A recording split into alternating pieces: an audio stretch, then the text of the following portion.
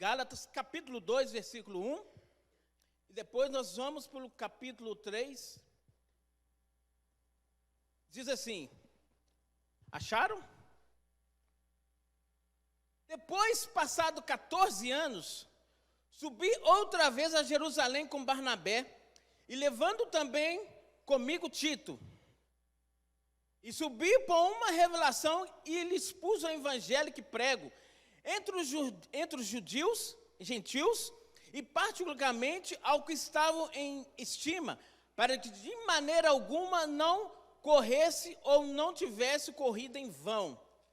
Capítulo 3. Ó insensato Gálatas, quem vos fascinou para não obedecer à verdade? A vós perante os olhos de quem Jesus Cristo foi já representado como crucificado. Amém? Glória a Jesus.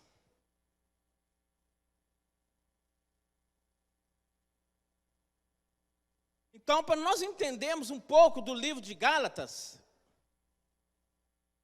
porque nós estamos dando uma sequência do livro de Gálatas, nós vamos entender por que foi escrito o livro de Gálatas.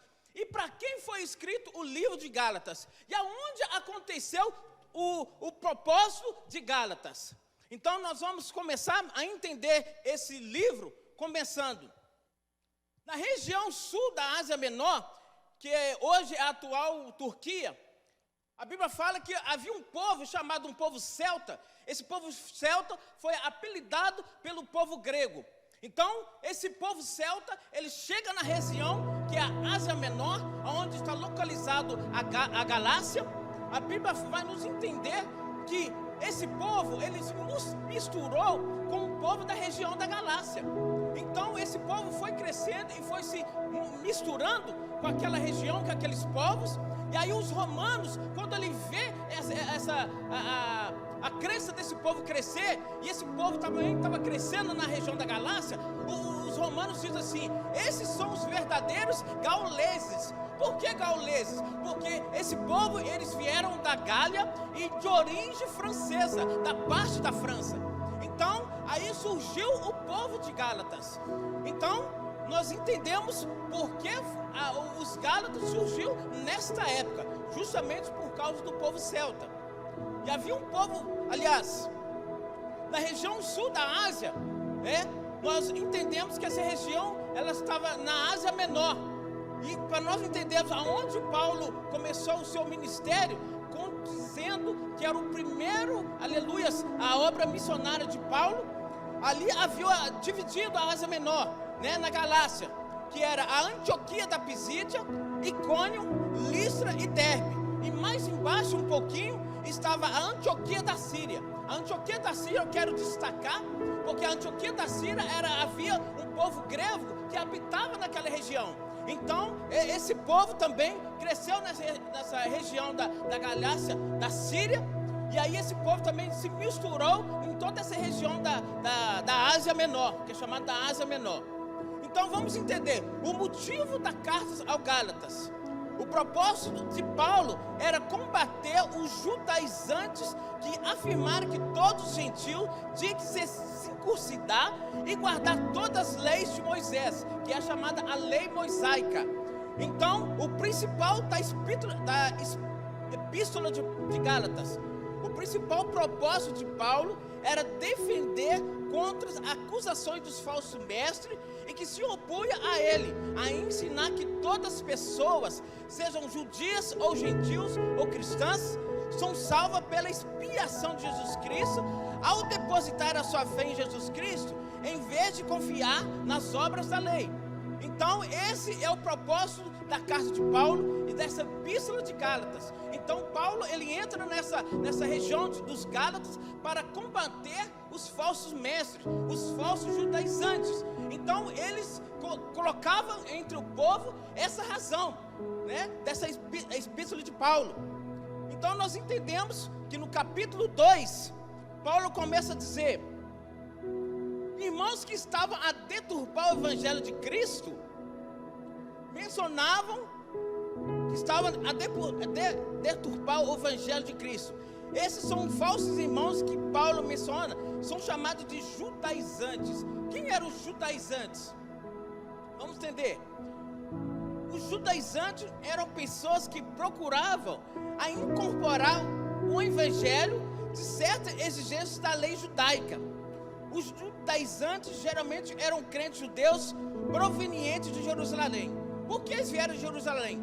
A Bíblia fala que o apóstolo Pedro, quando ele foi comissionado a pregar o evangelho, ele desce para o Jerusalém. Por quê? Porque ali havia os judeus. E aí Paulo, ele é separado para pregar para os gentios. Então quando Paulo desce, aleluias, ali para a Ásia Menor, ele começa a pregar para os gregos, para os gentios. Então o apóstolo Pedro, ele prega para os judeus. Então quando o apóstolo Pedro, ele prega para os judeus, ali cresce um povo santo, um povo crente, um povo, aleluias, judeu, através, do apostolado de Paulo, aleluias. Os judaizantes seriam aqueles que haviam confundido os crentes da Galácia e pervertendo as boas novas, e eram zelosos cristãos judeus que acreditavam a ser obrigatório para todos os crentes a prática do Antigo Testamento, como a circuncisão e as restrições alimentares, dando ênfase à lei mosaica. Então, meus irmãos, esses crentes judaizantes, eles queriam impor sobre o povo a lei judaica. Então essa lei é uma lei pesada, a lei judaica é uma lei pesada. E também quando nós falamos, aleluia, de crentes zelosos, os judeus, nesse momento que eles tinham convertido, eles pegavam pesado o evangelho que eles pregavam. Aleluias. Nós podemos entender que a única coisa que nós podemos pegar desses judaizantes seria a forma deles ser zeloso com a palavra de Deus. Mas só que eles não pregavam a palavra de Deus conforme a Bíblia era. Então nós podemos colocar no nosso coração que nós também temos que ser zelosos conforme a palavra do Senhor, a palavra de Jesus Cristo. Aleluias.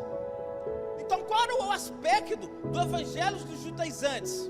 Primeiro, eles tratavam a morte de Cristo como algo sem valor ou significado. Aí nós entendemos por que são chamados de falsos mestres, são chamados, aleluia, de falsos irmãos. Por quê? Porque eles vinham ao contrário da palavra de Cristo. Então é isso que Paulo defendia, aleluias, fazia de tudo para agradar a Deus, obedecendo a certos rituais judaicos. Aqui também, meus irmãos, eu quero, como se diz, dar uma vírgula. Nós não precisamos, aleluias, o evangelho de Cristo, colocar coisas místicas para agradar o povo e agradar a Deus. Não tem essa de entregar um sabonete. Não tem essa de entregar, aleluias, uma flor, como se diz, muitos aí, eles entregam uma flor e falam assim: coloca essa flor lá na sua casa, porque todo mal, toda maldição, ela vai chegar, aleluias, ali naquela flor, todo mal vai para aquela flor. Olha aí, meu irmão, porque quando você tira, você tira uma flor, e depois que você tira ela, como se diz, da água, ela vai murchar, ali é óbvio. Então, meus irmãos, não tem essa, não tem, o evangelho de Cristo não tem coisas místicas, não tem isso, você vai trazer tanto valor, porque aí Deus vai te prosperar. Não tem essa, aleluias. Atuavam na vida das pessoas, obrigando a obedecer à lei para serem salvas. O evangelho de Deus não obriga ninguém a fazer nada. O evangelho do Senhor Jesus Cristo é um evangelho simples, é um evangelho que você aceita, aleluia, conforme o que você sabe da palavra de Deus. Então não tem, aleluia, a obrigação de aceitar Jesus como seu Salvador. A obra de Deus, ela é livre, a palavra de Deus é livre, aleluia. Então você tem em seu coração, você quer servir Jesus ou você não quer, aleluias. Eles defendiam e confiavam na obediência das leis para apagar os pecados. Meus irmãos, não tem outra forma de nós sermos perdoados a não ser Jesus Cristo. O próprio Deus, o próprio Jesus, que foi como se diz, o bode expiatório para que nós recebemos o nosso perdão. Nós recebemos, os nossos pecados seriam perdoados através de Jesus Cristo. Aleluias. Então, esse era o aspecto do evangelho dos judaizantes. Era essa forma que eles impunham sobre o povo, para que o povo obedecesse, aleluias, a forma, né, do Antigo Testamento. Agora nós vamos entender por que eles tinham, né, comumente a lei mosaica. Por que a lei mosaica? A lei mosaica foi dada especificamente à nação de Israel. A lei mosaica, ela era dividida em 3 partes, como lei civil, lei moral e lei cerimonial.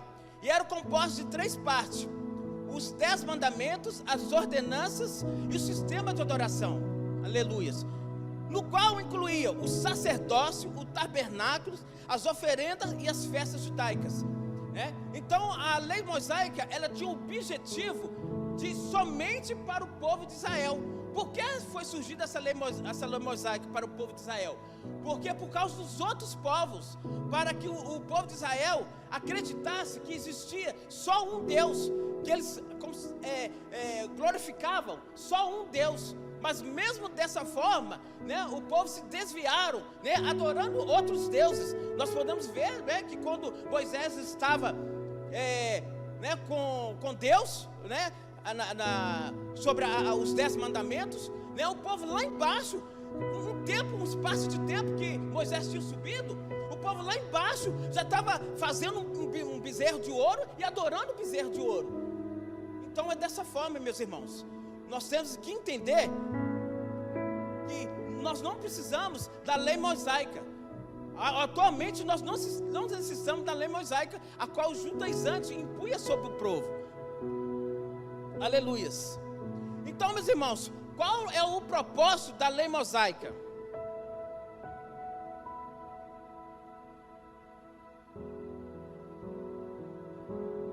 O propósito da lei mosaica era revelar o caráter sagrado de Deus eterno à nação de Israel, separar a nação de Israel como distinta de todas as nações. Esse era o objetivo para qual Deus colocou a lei mosaica para o povo, para que o povo se separasse das outras nações. Revelar o pecado e a transgressão do homem. A lei justamente ela veio para isso, para mostrar que o homem era pecador, que o homem era falho. Então a lei, ela impunha, né, a transgressão do homem. Então por isso que a lei significava para o povo de Israel que eles necessitavam, aleluia, de ver o seu pecado, de ver o seu erro, de ver as transgressões. Então a lei veio para isso, para o povo de Israel. Agora nós vamos entender em Romanos 7:2 diz que a lei é boa e santa. Por que a lei é boa e santa? Porque se a lei, ela mostra o pecador o seu erro, ela expunha o pecador, né, o pecado do pecador. A Bíblia vai nos dizer porque a lei é boa e santa, porque ela foi ordenada por Deus. A lei é boa e santa, por quê? Porque ela veio para os transgressores. Mas o que Paulo vai dizer? Paulo mostra aos Gálatas que depois da vinda de Cristo, visse que não podia guardar a lei, mas precisava aceitar a Cristo como seu único Salvador e pessoal. Você está entendendo, meu irmão? O que Paulo está dizendo? Aos Gálatas que depois da vinda de Cristo, visse que não podia guardar a lei, mas precisava aceitar a Cristo como seu único Salvador pessoal. Jesus cumpriu a lei em sua vida através da morte e do seu sepultamento e ressurreição corporal. Pagou a nossa penalidade. Romanos 10:4 diz assim: porque o fim da lei é Cristo para a justiça de todo aquele que crê. Então, meu irmão, nós não estamos condenados à lei. Jesus, ele morreu na cruz para dividir essa parte da lei. Nós não estamos escravizados na lei, nós estamos na graça do Senhor. Aleluias. O crente em Cristo tem a própria justiça da lei cumprida nele quando obedece ao Espírito Santo. Romanos 8:2 diz assim: porque a lei do Espírito de vida em Cristo Jesus me livrou da lei do pecado e da morte. Olha que coisa tremenda, meu irmão. Através do Espírito Santo, nós somos livrados do pecado, nós somos livrados da morte. Então, Tudo estava enraizado em Jesus Cristo. Se hoje eu e você estamos aqui nessa noite, meu irmão, nós temos que agradecer também a Jesus Cristo. Aleluias. Romanos 8,4 diz assim: e que a justiça da lei se cumprisse em nós, que não andamos segundo a carne, mas segundo o Espírito. Então, meus irmãos, quando nós andamos pelo Espírito, nós não dependemos da lei. Porque quando nós somos guiados pelo Espírito Santo, nós vamos numa direção certa, nós vamos no rumo certo, nós fazemos as coisas certas, aleluias. Você está entendendo, meu irmão? Então, meu irmão, eu quero dizer para você nessa noite: anda, aleluias, anda pelo caminho do Espírito, anda pelo caminho do Espírito, aleluias, glória a Jesus. E aqui, meus irmãos, quando nós entramos no capítulo 2 e no capítulo 3, aí Paulo, ele entra em ênfase do seu apostolado, porque quando ele fala que ele teve uma revelação, porque ele desce a Jerusalém depois de 14 anos, aleluias, porque ele estava na sua obra missionária, né? Foi a primeira carta que eles dizem que Paulo escreveu, ele, da sua primeira viagem aos Gálatas. Aí ele começa a dizer e defender o seu evangelho e o seu apostolado. Depois de 14 anos, subi outra vez a Jerusalém com Bernabé e também com Tito. Tive uma revelação por causa do evangelho que prego. Falsos irmãos intrometeram no evangelho de Cristo para tirar nossa liberdade que pregamos acerca de Jesus, e também para abrir os olhos dos insensatos gálatas. Então, meus irmãos, esse é o objetivo a qual Paulo defende o seu evangelho. Ele defende o seu apostolado, justamente por causa disso. Aleluias. O propósito, olha, para os irmãos entenderem o que Paulo estava passando no seu ministério e no seu evangelho. O propósito dos judaizantes era anular o evangelho de Paulo, era enfraquecer a autoridade de Paulo. Eles mencionavam que Paulo estava deturpando o verdadeiro evangelho. Aleluias. Colocava que Paulo estava comprometendo e enfraquecendo a mensagem de Deus aos gentios. Diziam que Paulo desprezava a lei mosaica. Com todos esses argumentos, os judaizantes entram na Galácia e colocando o falso evangelho, ao ponto de Paulo chamar os gálatas de insensatos, por eles darem ênfase ao evangelho dos judaizantes. Meu irmão, eu quero dizer para você nessa noite, qual o evangelho que você tem dado crédito? Será que você também está dando ênfase igual também os da Galácia, como os gálatas? Porque nós entendemos que hoje parece que o tempo, né, da palavra do Senhor, o evangelho do Senhor que foi pregado na Galácia, né, através de Paulo, parece que os de hoje, o mundo de hoje, o cristianismo de hoje, o evangelho de hoje está a mesma coisa. Porque tem tantas pessoas pregando, como se diz, um falso evangelho, né, justamente para trazer o povo, né, para a sua igreja, né, para supostamente, né, para o seu próprio interesse.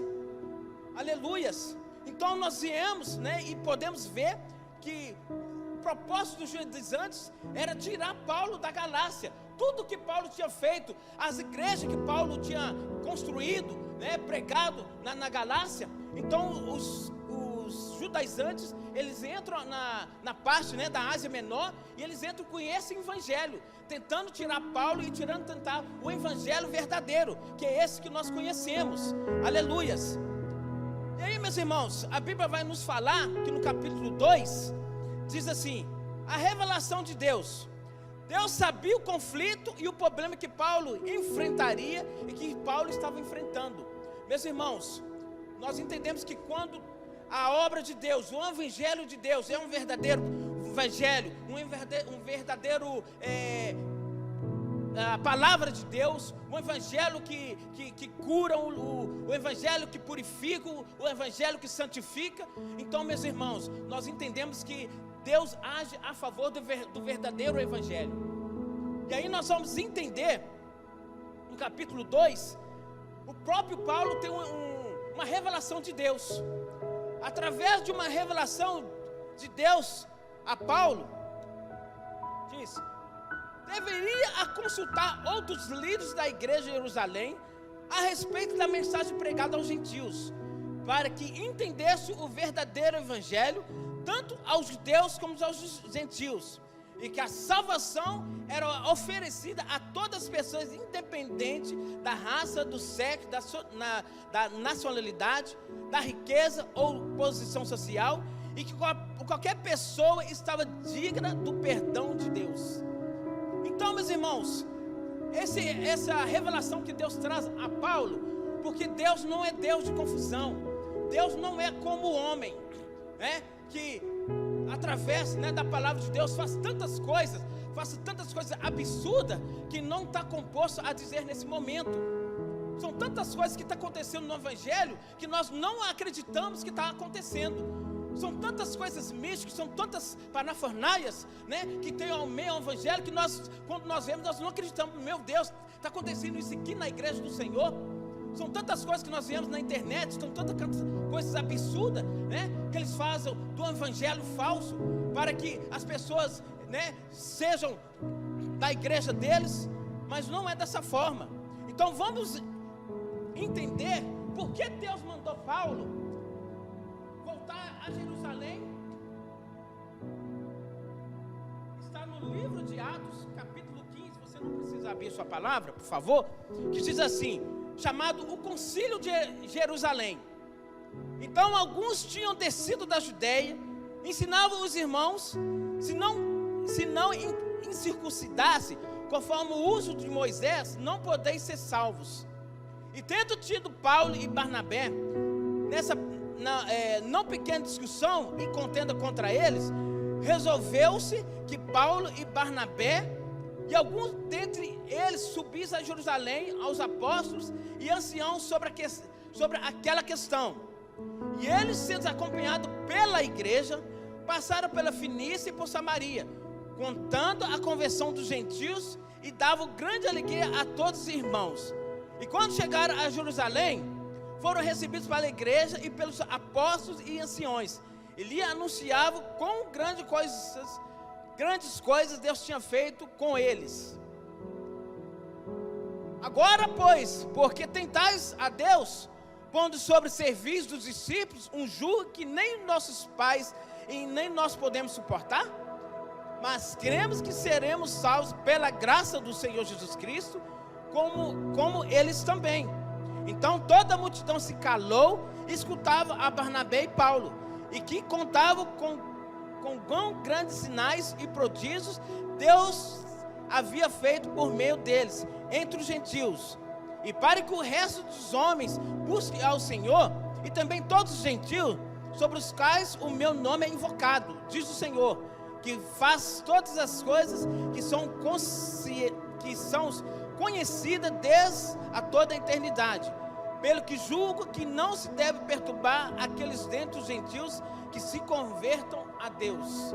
Então, meus irmãos, esse é o Concílio de Jerusalém, e o próprio Deus estabeleceu para que Paulo, Barnabé, descia a Jerusalém para tudo que estava acontecendo, porque os judaizantes estavam entrando em meio ao evangelho, e apesar que quando no capítulo 3, que Paulo chama os insensato Gálatas, por quê? Porque os próprios Gálatas, que tinham conhecido os milagres de Deus, os feitos de Deus, a palavra estava introduzida dentro dos seus corações, a palavra do Senhor estava enraizada dentro dos corações. Então, meus irmãos, isso que é o perigo do falso evangelho. Tem muitas pessoas acreditando nesse falso evangelho, e os insensatos Gálatas, eles também foram da mesma forma. Quando os judaizantes entram para pregar, ali na região da Ásia Menor, na Galácia, então eles entram com aqueles argumentos que eu tinha mencionado. Então eles conseguem, como se diz, entrar na mente do povo da Galácia, entrando com esse falso evangelho. Então aí Paulo, ele entra no confronto com esses judaizantes, e aí Deus entra no negócio, para defender o apostolado de Paulo. Aleluias. Depois do Concílio de Jerusalém, aí Paulo defende o seu apostolado. né? Ele defende o seu ministério, porque outrora ele estava defendendo também o seu evangelho que ele mencionava, que ele pregava, e agora ele estava defendendo o seu ministério. Aí ele começa com um argumento dizendo, no livro de 2 Coríntios capítulo 8, vai dizer assim: Paulo afirma que foi arrebatado ao terceiro céu. Por que Paulo estava afirmando que ele foi arrebatado ao terceiro céu? Porque nós entendemos que Paulo, ele foi chamado de o apóstolo da graça, e os outros judeus, né, foram chamados, né, os apóstolos pregados por judeus. Então, meus irmãos, aí quando Paulo, ele menciona que foi arrebatado ao terceiro céu, ele diz que ele foi o único homem que foi arrebatado até o céu. E aí ele teve uma verdadeira, aleluia, experiência com o próprio Deus, com o próprio Jesus. E a Bíblia também fala que quando Jesus fala com aquele pecador, quando ele estava na cruz, foi da mesma forma. Jesus estava mencionando esse terceiro céu. Aleluias. Sou apóstolo não da parte dos homens, e nem do intermédio de homem algum, mas sim por Jesus Cristo, por uma revelação. Aleluias. A verdade está em mim, e essa glória não seria impedida. Concluímos, pois, que o homem é justificado pela fé e não pela lei. E quando vós estavais mortos nos pecados e na incircuncisão da vossa carne, vos vivificou juntamente com ele, perdoando todos os vossos pecados. E nele, em Cristo Jesus, estáis aperfeiçoados, porque uma única oferta aperfeiçoou para que os que estão santificados. Como Cristo amou a igreja e assim mesmo entregou por ela para santificar, purificar com a lavagem da água e pela palavra, para que apresentar a si mesmo a igreja gloriosa, sem mácula, nem ruga e nem coisa semelhante, mas irrepreensível. Então, meus irmãos, aqui Paulo defende o seu ministério para que todos vejam que Paulo, ele foi mencionado e invocado pelo próprio Deus. E quando ele menciona que ele foi arrebatado, e aí ele expõe também para todos os apóstolos, tanto Pedro como João, como Tiago. Aí ele entra, né, nessa fase com os outros apostolados, para trazer para o povo que ele, justamente, ele foi o único que Deus chamou ele como apóstolo da graça. Então, meus irmãos, nós entendemos, aleluias, que esse foi o propósito de Paulo para o livro de Gálatas. Era refutar que o verdadeiro evangelho de Cristo foi principalmente porque Jesus morreu na cruz do Calvário, e todos aqueles que acreditavam, né, recebiam o perdão do Senhor, eram salvos por acreditar que Jesus tinha morrido na cruz do Calvário, que o povo não dependia da lei mosaica, o povo não precisava, né, acreditar que precisava da incircuncisão para ser salvo, que o povo não dependia da lei mosaica, que o povo não dependia, aleluias, dos falsos judeus que estavam pregando um falso evangelho. Então, aí Paulo, ele coloca toda essa ênfase, né, do livro, do capítulo 2 e o capítulo 3, né, de Gálatas, e dando ênfase ao povo da Galácia. Então, meus irmãos, finalizando, tudo se define na graça de Deus, tudo se coloca na graça de Deus. Então, quando Deus morre na cruz do Calvário, ele separa a lei, né, que escravizava o povo, que dominava o povo, que tirava o povo, né, como se diz, da graça do Senhor. Então se define tudo na graça do Senhor. Então quando Jesus morre naquela cruz do Calvário, Deus, ele vem com a graça salvadora, vivifica para conosco, para que hoje nós estejamos aqui na casa do Senhor, né, louvando, adorando e acreditando que o único evangelho que nós precisamos é o evangelho da cruz. É o evangelho que salva, que cura, que liberta e que nos leva, aleluias, para morar com Cristo na glória do Senhor. Definimos por graça espiritual é o favor imerecido pela humanidade, mas dada por Deus. Então, meus irmãos, nós veamos que como é o amor de Deus para conosco, porque quando nós viemos à graça, nós não era merecidos, né? Jesus não precisava morrer na graça para que nós estejamos aqui nessa noite, mas tudo foi pelo amor de Deus que Jesus morreu na cruz do Calvário. Então é motivo de você glorificar, é motivo de você dar glória a Deus, é motivo de você dar ênfase ao Evangelho de Deus, é o motivo de você, como se diz, não recuar, é motivo de você vir na igreja todos os cultos, é motivo de você glorificar a Deus, é motivo de você dar o seu dízimo, é motivo de você dar a sua oferta, é motivo de você estar aqui glorificando, louvando e adorando ao Senhor. Esse é o motivo para a sua, aleluia, para o seu coração nessa noite. Amém? A graça como um favor imerecido é um fator revelador do amor de Deus para nós. Esse favor que os que creem, que a igreja e que a Bíblia define por graça, é uma força sobrenatural vindo do próprio Deus para beneficiar os que creem. Você crê, meu irmão? Você crê na graça de Deus? Você crê na graça do Pai? Você crê na cruz do Calvário? Aleluias. Alguém que tem a graça agrada e atrai as outras pessoas através das suas palavras e atitudes. Olha para você ver que é importante, meu irmão. Aquele que tem a graça agrada e atrai outras pessoas. Olha que interessante como que é a graça. Porque quando você tem a graça de Deus, aleluias, a unção do Senhor, o Espírito Santo, automaticamente a graça que Deus está em você, as outras pessoas vão querer saber dessa graça. Opa, aí quando ele vê você e fala assim, aquele é um crente, aquele tem a graça de Deus. Aí, meu irmão, essa graça, ela vai até o outro que não tem. É tremendo isso, aleluias.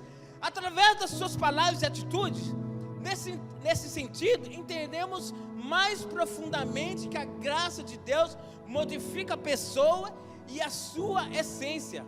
Olha que tremendo. Então, meu irmão, quando você tem a graça, você não é a mesma pessoa, aleluias. Quando você tem a graça, você é uma novidade de vida, as boas novas chegou até você, aleluias. Então, meu irmão, você não pode viver como você vivia outrora, porque a graça te atingiu nessa noite, a graça, aleluia, ela entrou na sua vida, a graça é o Senhor Jesus Cristo, a graça é o Espírito Santo, aleluias. Então, meus irmãos, nós temos que, aleluias, dar ênfase a essa graça de Deus. Nós temos que mudar a nossa atitude, nós temos que mudar a nossa forma de pensar, a nossa forma de agir, aleluias, porque a graça justamente, ela justifica só a cruz do Calvário, aleluias. Então, meu irmão, eu quero deixar essa palavra para você nessa noite, através das suas palavras e atitudes. Nesse sentido, entendemos mais profundamente que a graça de Deus modifica a pessoa em sua essência, amém? Então aqui eu quero terminar, né, uma parte dessa série Gálatas, e eu creio que essa palavra, ela te orientou, você entendeu o objetivo da carta aos Gálatas, tudo que estava acontecendo sobre os galacianos, não é mesmo? O Evangelho de Deus que foi pregado na Galácia, na Ásia Menor. Então, meus irmãos, essa é a palavra que eu quero deixar para vocês nessa noite, né? Que vocês sejam abençoados nessa série, né, de Gálatas, e que os irmãos, né, não faltem, né, para que dê a ênfase nessa série de Gálatas. Então eu quero agradecer essa oportunidade e que Deus vos abençoe em nome de Jesus, amém?